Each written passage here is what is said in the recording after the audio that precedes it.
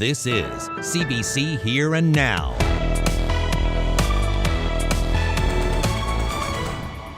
It's important now, probably more so than in previous years, for people to get that influenza vaccination.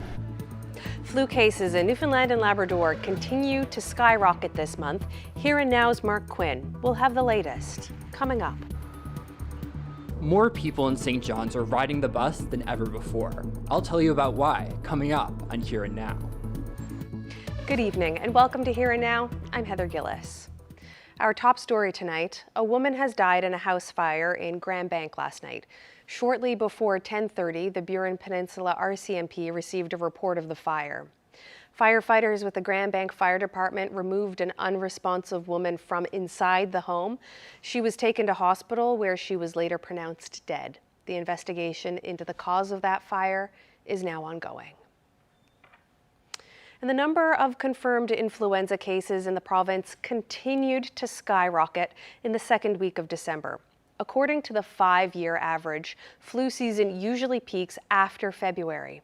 But already Newfoundland and Labrador's weekly numbers are well beyond the usual midwinter peak. Here and Now's Mark Quinn has more.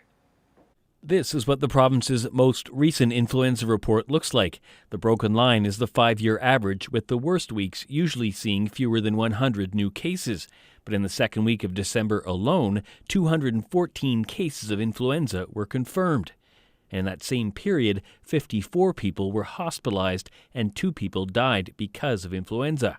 It's important now, probably more so than in previous years, for people to get that influenza vaccination to ensure that we lower the risk for the entire population.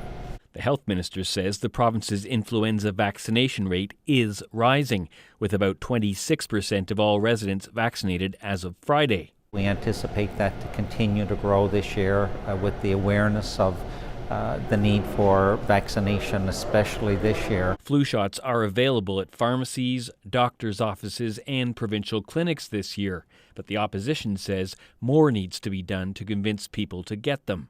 I think the availability is there. I think the promotion and educating people to have immediate access and not to be a hindrance to be able to do that needs to be ramped up dramatically. We're going to be doing that on our Facebook and our web pages here as a party to encourage people. Although the number of cases of respiratory illnesses continues to rise, the health minister doesn't expect another public health emergency or shutdown will be declared anytime soon. We're certainly not at that stage at this particular point. That is something that, in consultation with public health, the chief medical officer of health, if we get to a stage that they are recommending that, we'll look at it, but we're not there. With the holiday season upon us, the health department is advising people to mask up in public and keep their distance from each other. It's a message we've heard throughout the pandemic. But anyone who's been out lately knows it's not something most people are doing anymore. Mark Quinn, CBC News, St. John's. And there is a sign tonight that things are slowly getting back to normal when it comes to the COVID-19 pandemic. Eastern Health has ended its COVID-19 drive-through public testing clinics. Health officials say the change allows some staff to return to their normal duties. The health authority will contact anyone who has an appointment in Burin, Clarenville, Harbour Grace, or St. John's. It's recommending people use rapid tests that were put in the mail if they need a COVID-19 test.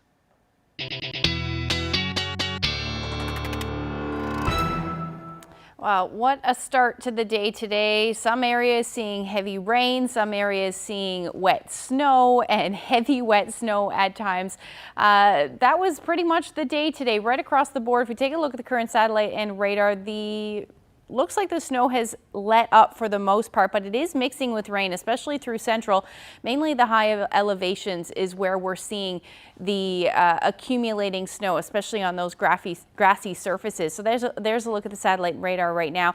Also taking a look at the road conditions, thanks to 511, we're seeing mostly, like I said, in those higher elevations, and that is generally going to continue as we head through the night tonight, but we're watching the next couple of systems. So as we head through tonight, most of that will continue. The area of low pressure will move off. Zooming out a little bit, we're actually looking at not too bad over the next couple of days. We may even see some peaks of sun, but I am watching as we head towards, some of the busiest travel season as we head through Thursday into Friday and Saturday. We're watching this next area of low pressure move in.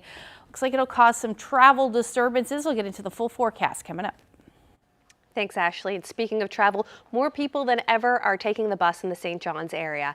That comes after a few tough years for public transit when the pandemic caused a decline in ridership. As Here and Now's Daryl Roberts reports, there's a few reasons for the uptick. 2022 was a banner year for Metrobus. A record number of people rode the bus in October. I think it's the accumulation of a lot of things happening right now that's giving us increased ridership. Everything from new Canadians coming into our city. The gas paints for a lot of people. I think you're seeing a lot of people ride the transit now that ordinarily wouldn't ride transit. Nearly 382,000 people used Metrobus in October of this year. That's about 17% higher than ridership in October 2019. I think everybody's surprised, to be totally honest. We're one of the few service providers across the country that are seeing the numbers come back the way they are.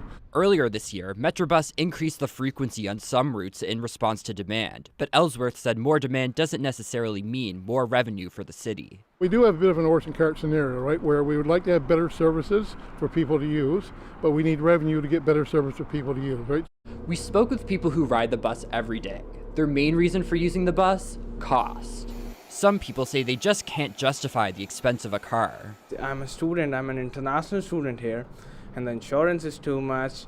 Plus, I have to pay my tuition also, so it's really cheap. If you see the bus, I just have to pay $75 a month, so it's pretty much convenient and cheap as well. Well, I'm new here, so I'm still learning how things work. That's why I'm using the bus. There are delays that can't be helped, but for the most part, I've had a good experience with it. I don't mind it at all. The city is adding buses to some routes next summer. Ellsworth said the city is trying to balance higher demand with higher costs. Daryl Roberts, CBC News, St. John's. Meanwhile, soccer fans were on the edges of their seats yesterday watching one of the most dramatic finals in FIFA history. Members of the Pakistani Student Association held a watch party for fans at Memorial University. Argentina led 2-0 for most of the game before a pair of stunning goals from France, just minutes apart. Extra time ended in a 3-3 tie before going into a penalty shootout. That saw Argentina emerge as world champions. The president of the Pakistani Students Association says they watched intently despite not having anything on the line.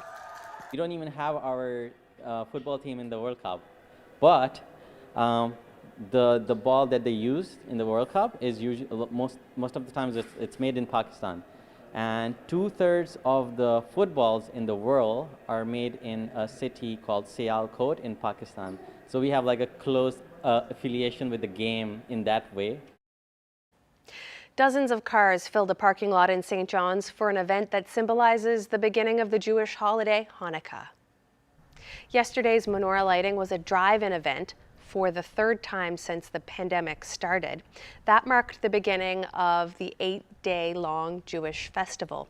The event began with jelly-stuffed donuts and hot beverages, followed by messages of positivity and tolerance from local politicians. The lighting of the menorah, of course, also happened. The event ended with kids racing to pick up chocolate-wrapped Hanukkah coins known as gelt. They were dropped on the ground from a fire truck.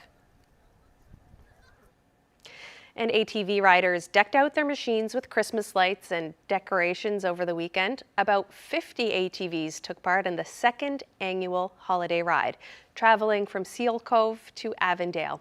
And this year it was all for a good cause. Here and Now's Henrika Wilhelm was there to check it out. Oh, everybody was so excited. So there's lots of people were very interested in doing this, decorating their machines. Other communities do nighttime parades. So we decided we would do it, and we would incorporate the rail bed with it versus the roads. It started last year, we did our first one.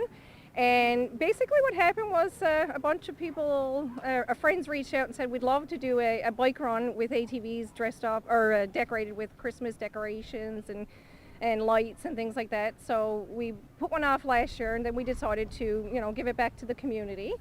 So instead of charging for this run, we decided everybody would bring a donation. So either a food donation or a donation for the Happy Tree. So what we do with the food donation is the first Topsail Ventures and Scouts over COVID, they actually built all those blue pantries in CBS that you see around. So the food donations are going back into our community. They're actually going to take the food that we get here today and they're going to fill up those 8 different pantries throughout CBS. It's fun. Everybody gets out and enjoys it, but you're giving back to something. You're giving back to the community. And on this ride here is no alcohol and helmets is a must. So, Krista, in how far is this going to be a little bit of a tradition now? Every year, Every hopefully. year.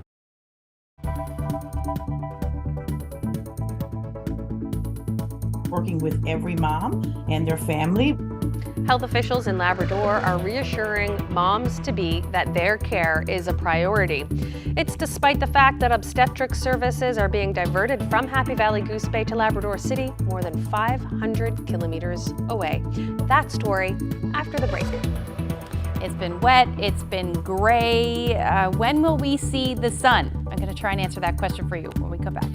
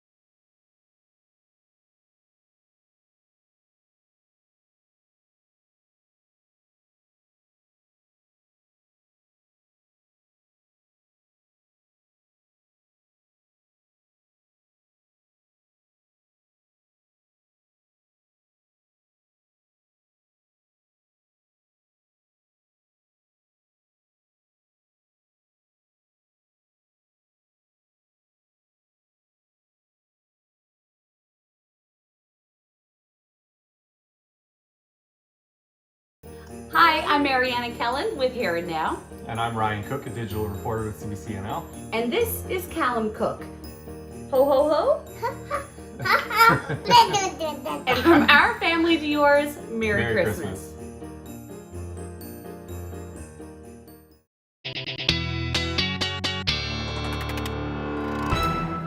Welcome back. And Ashley, I see you're wearing a lovely shade of sky blue. Is it because we haven't seen the sun in a long time? Yep. Trying to pick my wardrobe, accordingly. Yeah. Just sees the blue sky sometime. Brighten the place up a little. That's right, yeah. Yes, it's been, gray and dark. And the good news is, though, is that we're heading towards the winter solstice, which means the days are eventually going to start to get longer. So that's nice. But, we're feeling well above where we should be sitting this time of year, especially up across parts of Labrador. Let's take a look at the daytime highs this afternoon. -2 in Lab City. Happy Valley Goose Bay hovered around 0 degree mark. So typically around this time of year, you should be sitting in Happy Valley Goose Bay around -11 is your daytime highs and -15 in Lab City. So we're certainly seeing a lot of relatively mild air. And then across the island, above 0 today too, 6 degrees in Stephenville, and that temperature hovering around the 2 degree mark for most of today in Gander. So what we have going on right now is an area of low pressure just south of the island that is bringing that onshore flow, those easterly winds or northeasterly winds, along with very wet snow in some cases, especially if you were sitting in those higher elevations. If you were closer to the surface, though, most of that fell as rain, or you flip-flopped from some snow today to that heavy wet snow, rather, to some of those showers at times today. So just taking a look at where we're sitting right now, temperatures have dropped a little bit, sitting around 0 in Gander. We've definitely got a wind chill out there. Winds are quite breezy, -7 in Gander at the moment, but still mild, relatively speaking. Lab City down to about -5 at the moment, with that wind chill feeling more like -10. So just taking a look at the current sustained winds, 57 kilometers per hour right now in Bonavista, 59 in Stephenville. That's down a little bit from earlier today, but you factor in the wind gusts, and those gusts are upwards of about 74 to 76 kilometers per hour in those areas. And we're going to see these gusty winds continue for the most part, especially along the west coast as we head through the overnight tonight and into tomorrow morning. Eventually we'll start to see those winds ease just a little bit, but still gusting between 40 and 60 kilometers per hour. It's tomorrow evening when we'll start to see some relief, and that will continue at least through Wednesday, it looks like at this point. So just taking a look at the satellite and radar at the moment, we've got bands of snow in those higher elevations mixed with rain, especially through Gander. Temperatures 0, but just above 0. So it is mixing with that rain. And then we're seeing some bands of showers as well across the island. This, for the most part, is the story as we head through the overnight tonight. Not expecting any of the accumulation in most cases other than in those higher elevations. So you could pick up in total, especially through areas of central, somewhere between 15 to as much as 20 centimeters. That'll be considering in addition to what we have seen through most of the day today, in total from what we've seen today. Otherwise, the highest elevations along the Avalon will likely only pick up somewhere between 5 to 10 centimeters of snow. So that will move through quickly as we head into temperatures tonight. Will head down to about 1 to 3 degrees for the most part. Easterly winds between 30 to 50 kilometers per hour up across Labrador. Temperatures into the minus single digits. Again, you're also looking at the potential for some flurries. Now, as tomorrow rolls through, we will see this end, but we're continuing to see this onshore flow. The good news is there's a slight chance we could see a glimpse of the sun, particularly those areas away from that onshore flow. But that chance is still there nonetheless, hopefully before the sun goes down. But generally things will start to settle down a little bit. Still looking at the chance of some drizzle or freezing drizzle, especially up across parts of Labrador. But other than that, not a whole lot in the forecast. Your temperatures tomorrow will sit again between 0 and 3 degrees with those windy conditions continuing, breezy conditions continuing at least through the first half of the day. And then as far as Labrador is concerned, your temperatures will sit into the minus single digits as well. So you're going to continue to hang on to it. Best chance of some sunshine will be for northern and central areas of Labrador. So that's your Tuesday forecast. There is some sun, though. I'll get into those details coming up. Electric services in Happy Valley Goose Bay have been diverted to Labrador City since Friday. It's about 500 kilometers away, about a 6-hour drive from Happy Valley Goose Bay, and the change is supposed to last until January 13th. It's happening because there aren't enough registered nurses at the Labrador Health Centre. Heather Brown is Labrador Grenfell Health's CEO, and she's joining us now to talk more about it. Thank you for joining us. No problem. Well, why aren't there enough registered nurses to staff obstetrics at the Labrador Health Centre?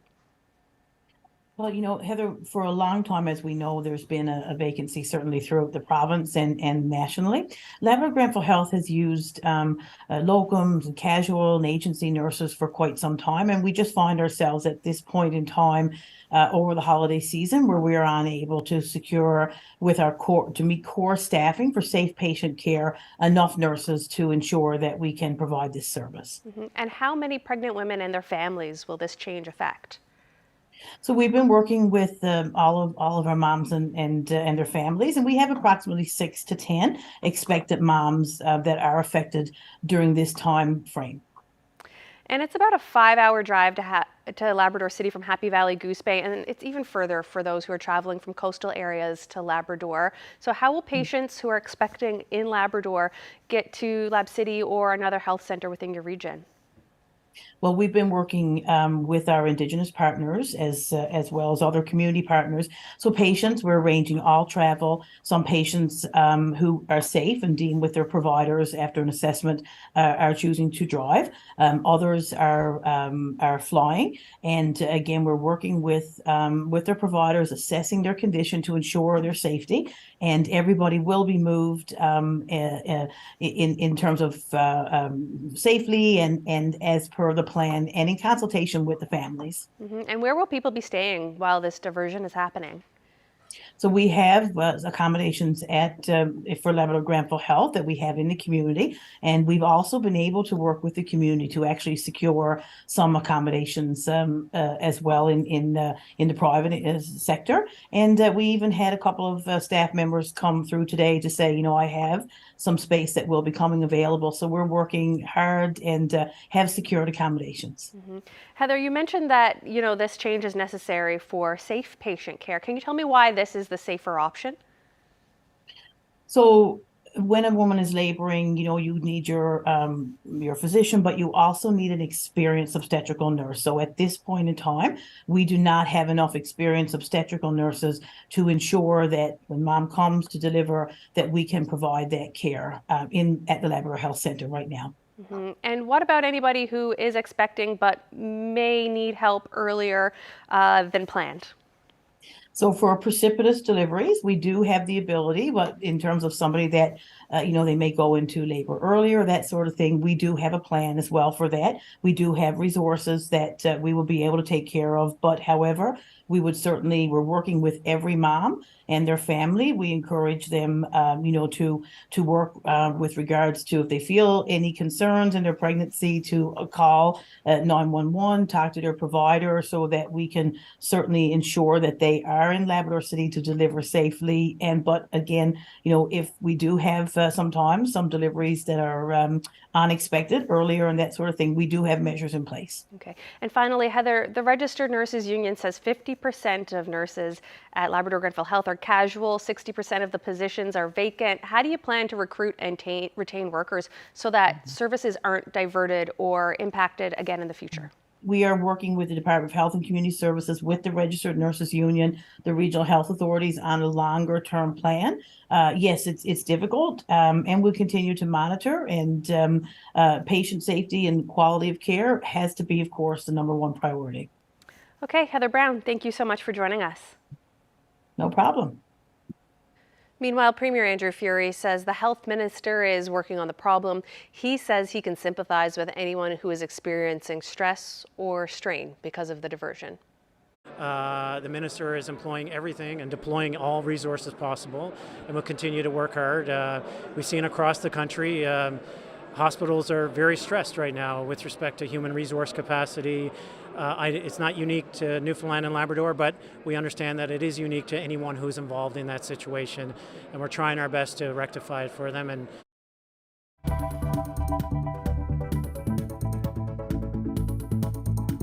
really helped me with everything. So I even didn't worry. It was so easy. I said, okay, well, let's make it happen. And she said, you don't think we can make it happen that quick? I said, you just watch. Coming up, the story of two women, one from Ukraine and one from this province, who are forging a friendship out of their love for music.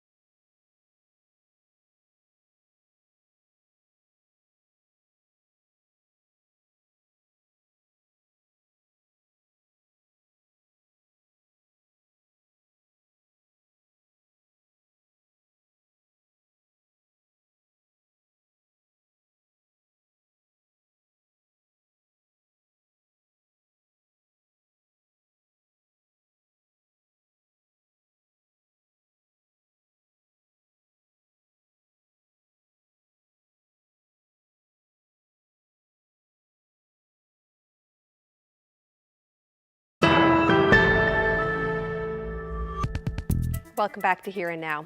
It started as a search for a piano, but Alla Melnichukka found something else instead. The concert pianist was one of 166 Ukrainians to arrive in Newfoundland in May. Thanks to a Facebook post, she connected with local singer Shelley Neville and found herself a Canadian family.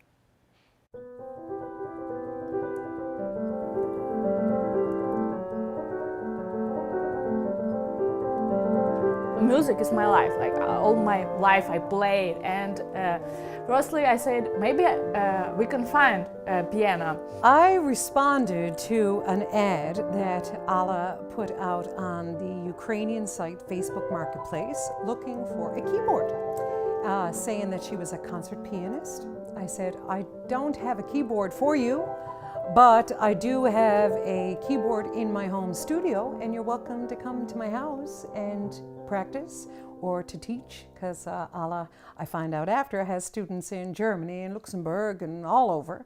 And so that's how we met. We spoke about everything, about life. She sent me her photos, I sent ours photos, like about everything. And that time I know that we become friends because it was so easy to our connection, our chatting. Unfortunately, we didn't have wedding because we were supposed to get married in Ukraine in June, and it was already July.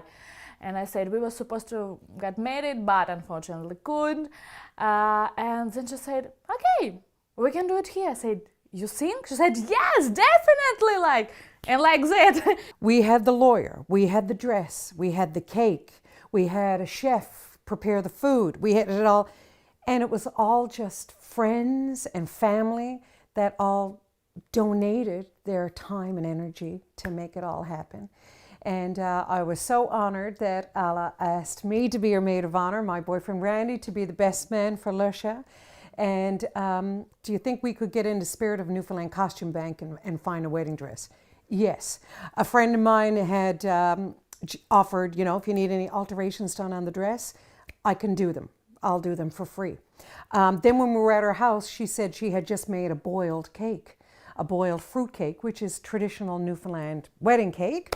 So she said, I'm going to give you that cake. My aunt and uncle were visiting from New Jersey, and they said, here's $50, there's your bottle of champagne. It just didn't stop. It was just so generous and lovely. And Shelly helped me with everything, so I even didn't worry. It was so easy, so easy. And I'm very thankful for everything what everybody did for us. We're so lucky to be living in Canada. We live in a peaceful country. And it's like we, hit the jackpot really, to live in Canada and to have it not be a worry that we're going to wake up and, things are going to be bombed. I mean, what is happening in the Ukraine with Russia right now, it just breaks your heart. And so many people have lost their lives. So many people are in darkness. They're cold. People like Alla who have been able to move to Canada are still, brokenhearted. And no, to answer your question, I had no idea the effect that it was going to have, but I think Newfoundlanders are good people, and I think so many have opened their hearts to the Ukrainian visitors that we have, that, my hope is that Alla and Lusha will set their roots here in Newfoundland and they will stay with us, and that they will start a family here and own a home and just choose us.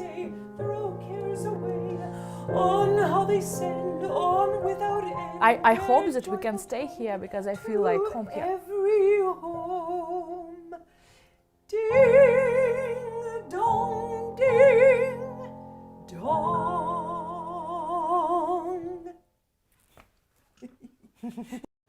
And if you want a chance to see this pair perform together, they'll be on stage later this week at the Arts and Culture Centre as a part of Shelley Neville's Oh Holy Night concert.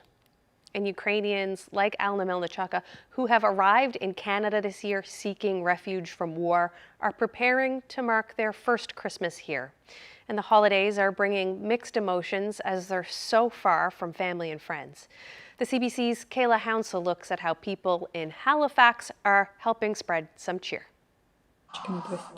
They don't have all the festive cookie cutters they used to, but Christmas baking is one tradition they could bring with them. Through an interpreter, Olga Malik says her family left Ukraine to visit her sister in Brazil, 10 days before war broke out, a family vacation from which they would never return. I realized that we are not able to go back home and we have to go to another country.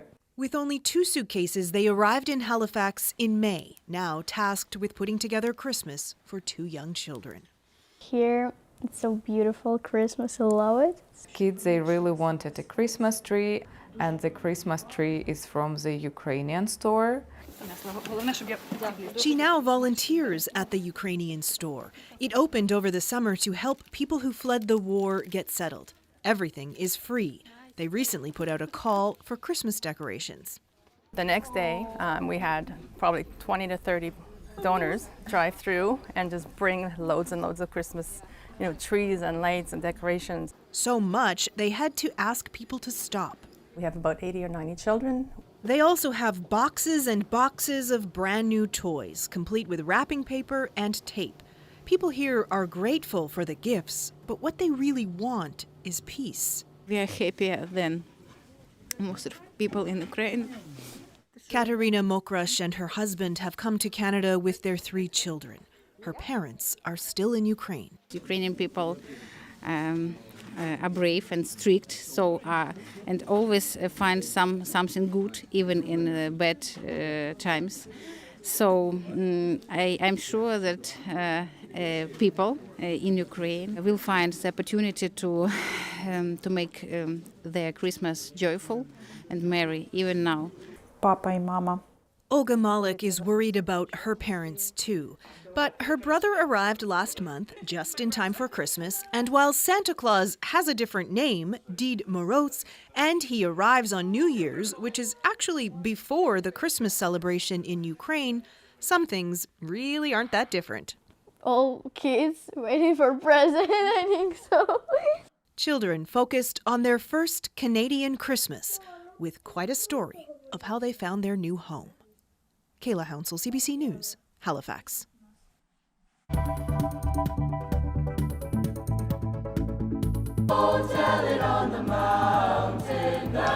Our live Feed NL special from the Avalon Mall on Friday was quite the success, thanks to many people who stopped by. Our annual campaign has raised nearly $150,000 for the Community Food Sharing Association. And it's not over yet.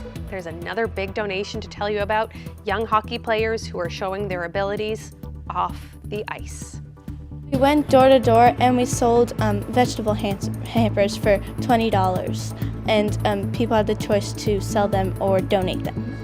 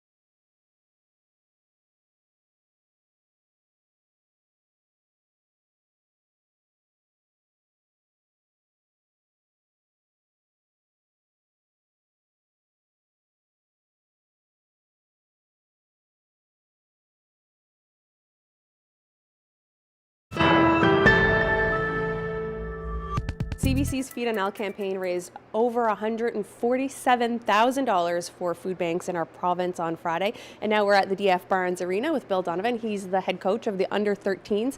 And you guys made a big donation to the Community Food Sharing Association over the weekend. What can you tell us about that? Yeah, our team, the two Celtics U13 teams had a combined fundraiser this year, and that was to sell vegetable hampers and therefore to raise some money just for team operating costs.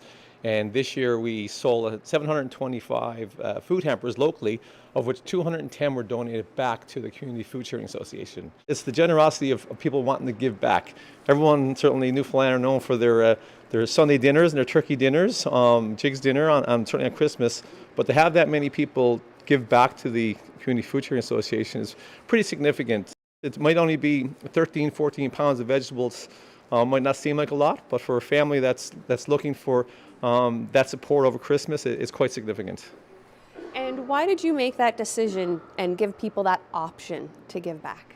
All of our teams, amateur sports in general can't survive without the support of generous companies and individuals willing to support our teams and our kids' development. So for us to be able to give back a little bit to the community, every little bit helps, but as well too, it teaches the kids that it's not all about receiving, and it's important for us to be able to give back at any point in time. Why is it so important for the kids to see people giving back to the community, the Food Sharing Association, particularly families in need? Well, it seems to come out a lot more of a Christmas, but I think it's year-round now, and certainly we're seeing it in the news and the troubles that we're having in Newfoundland and Labrador with food sustainability. And for us now as well, to realize that it's not just sometimes the people that you might see on the streets downtown that need help. This is people that you're going to school with. We don't know who are going to receive these 210 hampers that were donated through our fundraiser, but they really can be friends of the kids on the team. It could be classmates, it could be relatives, we don't know. So it's just very important that they understand that everybody needs help all the time, not just at Christmas, but certainly it's more prevalent at Christmas time. Charlie, I understand that you guys lifted all the vegetables from one van into another. Tell me a little bit about that. So someone would pass us a veggie hamper, then we would take it, put it in a bag, and then line up again.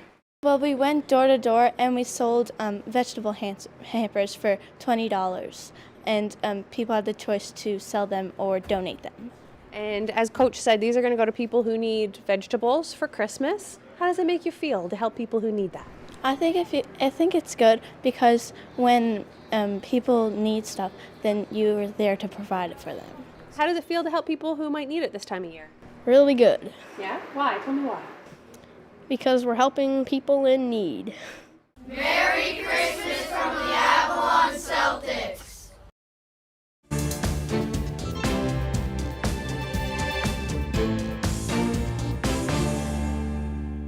A mass shooting at a condominium building north of Toronto has left 5 people dead and a 6th person wounded.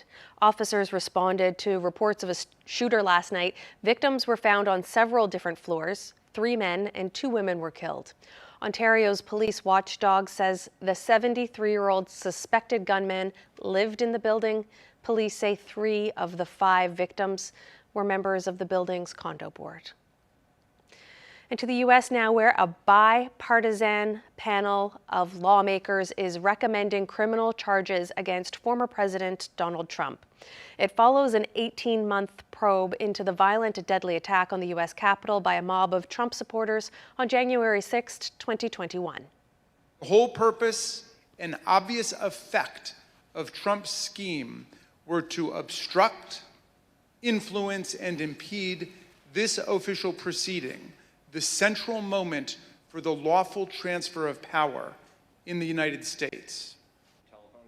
The 4 charges are conspiracy to defraud the United States, obstruction of an official proceeding of Congress, conspiracy to make a false statement, and aiding an insurrection.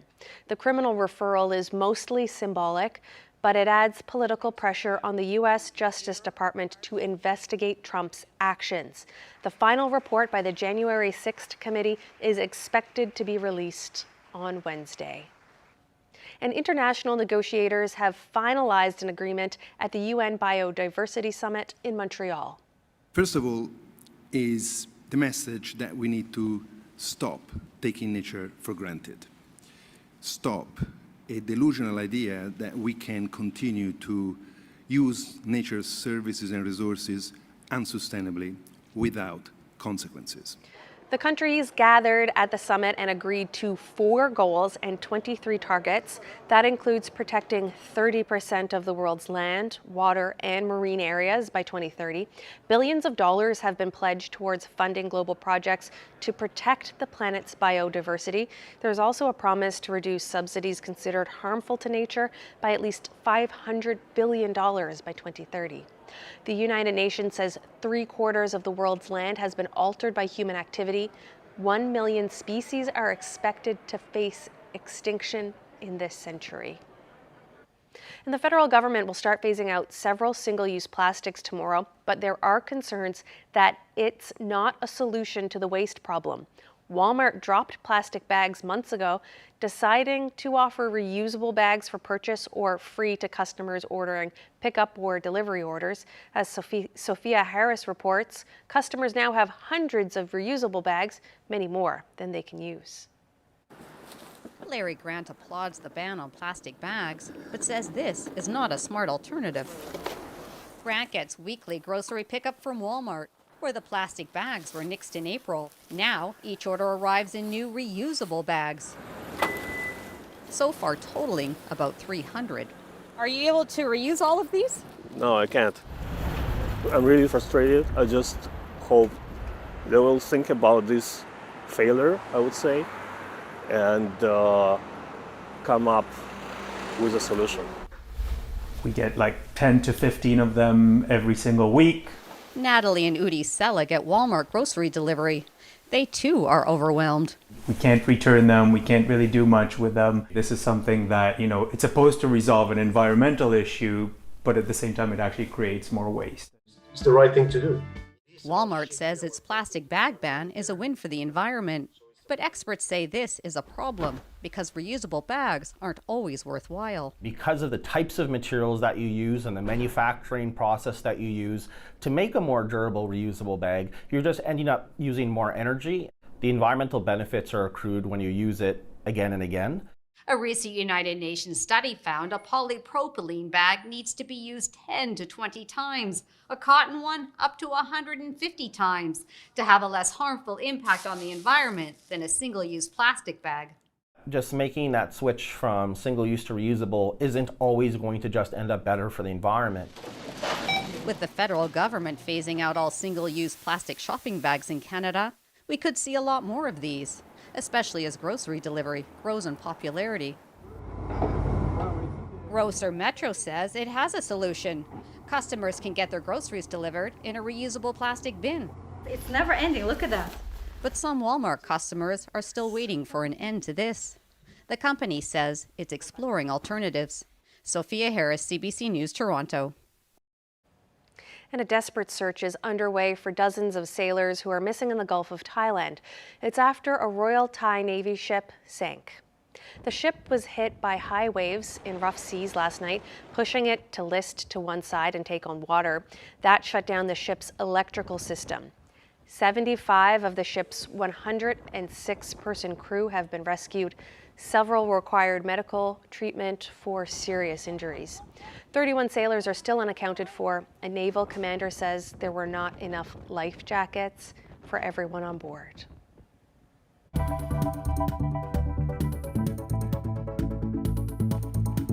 Our big show on Friday meant that we had to hold off on recognizing some special residents celebrating milestones in their lives. But as we promised, we'll get to that. It's up next.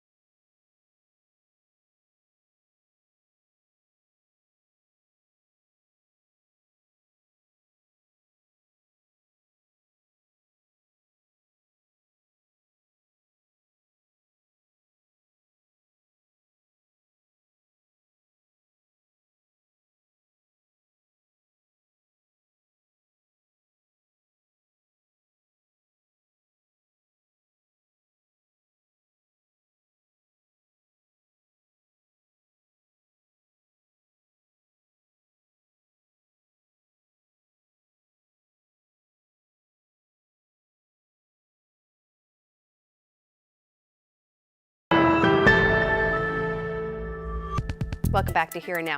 Well, we had a lot of fun broadcasting live from the Avalon Mall on Friday evening, but it meant we couldn't bring you our weekly recognition of people who are celebrating big moments in their lives. So let's take a look at that now.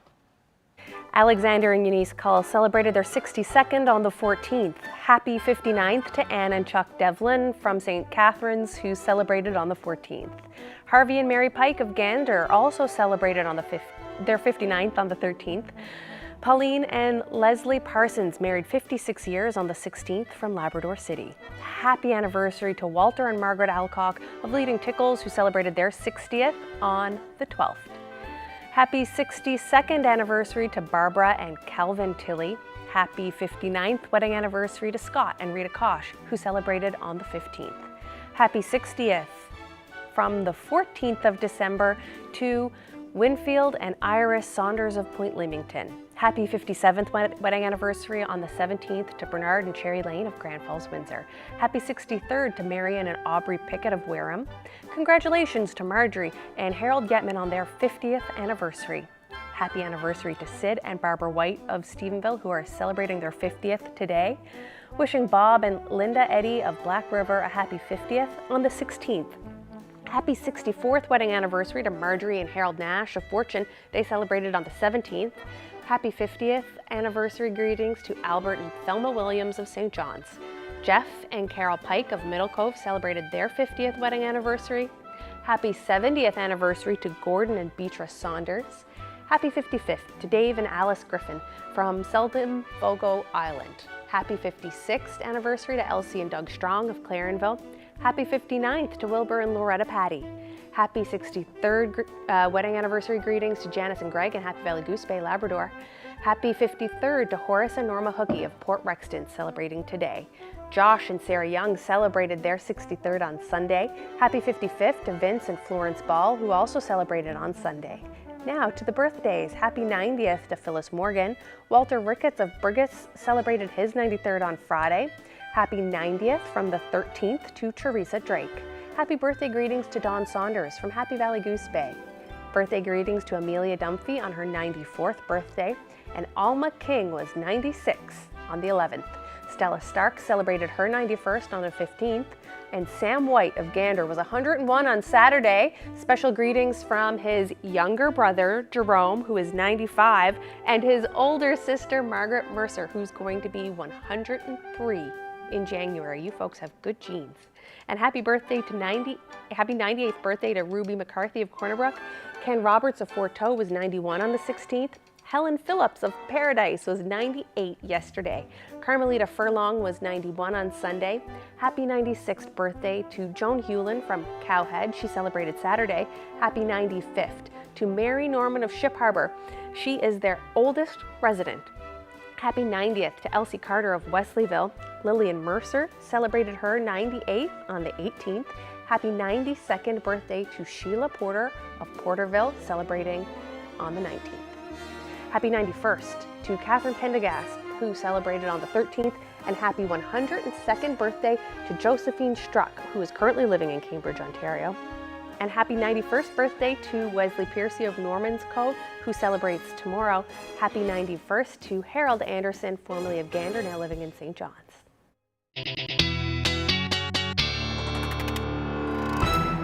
And Ashley, the days are getting shorter and shorter, but not for too much longer. Not for too much longer. We are approaching the shortest day of the year on Wednesday. We are going to head into the winter solstice. Let's take a look at what that means. So as we see the shortest day, we're looking at a sunrise at about 7:45 and sunset at 4:11. Winter officially arrives at about 6:18 Newfoundland time. And that means we're going to see about 8 hours and 26 minutes of daylight in St. John's and up across Labrador, especially Lab West.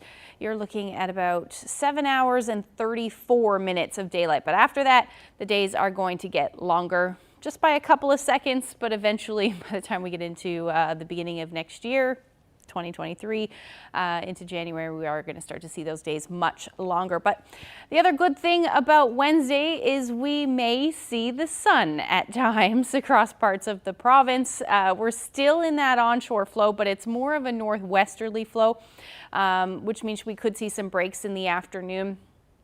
hopefully before sunset again for the Avalon, but at this point the best chance of seeing that sunshine will be along the south coast, and then parts of Labrador. You're still looking at the chance of a few flurries, but also some peaks of sun in the mix for you. So I do have that sun icon in there. We're looking at temperatures into the minus single digits up across Labrador, still above where we should be sitting this time of year, but starting to cool down for Lab City, -9 as your daytime highs. Across the island, somewhere between 0 and about 2 degrees through the day, and again that sun icon in there.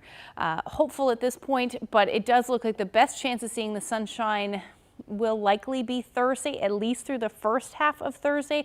For the eastern half of the island, we're still in that northerly flow, but we should see some better peaks of sun through the day. Then some flurries will move through the day on Thursday along the west coast and up across Labrador as well. Still unsettled, but again, some more chances of sunshine. So between -4 and -12, again, some of that colder air moving in for you.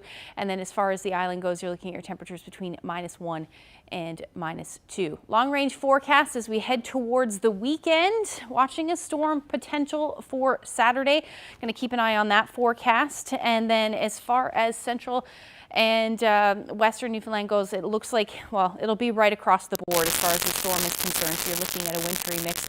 And then up across Labrador, this should fall as snow. Already looks like a white Christmas for you anyway, but this will likely add to it. Temperatures cool as you head into Friday, but then warming up as we get into Saturday. So speaking of the big land, take a look at this wintry nighttime shot. This is a great shot of Nain. Kenny shared this one with us, and if you have any weather photos that you would like to share with us, send them to Facebook, Twitter, or email them to nlphotos@cbc.ca. Isn't that nice and festive after all that rain we've had here today? Mm-hmm. It looks much nicer. Looks like we might have maybe a snowflake or two for jolly old St. Nick. Maybe. I think it'll be rain, it looks like at this point, and then over to snow maybe on the west coast Monday. Keep an eye on it. All right, we'll have to see a little later in the week. Thanks, Ashley. No problem. And thanks so much for joining us tonight. Good night. Good night.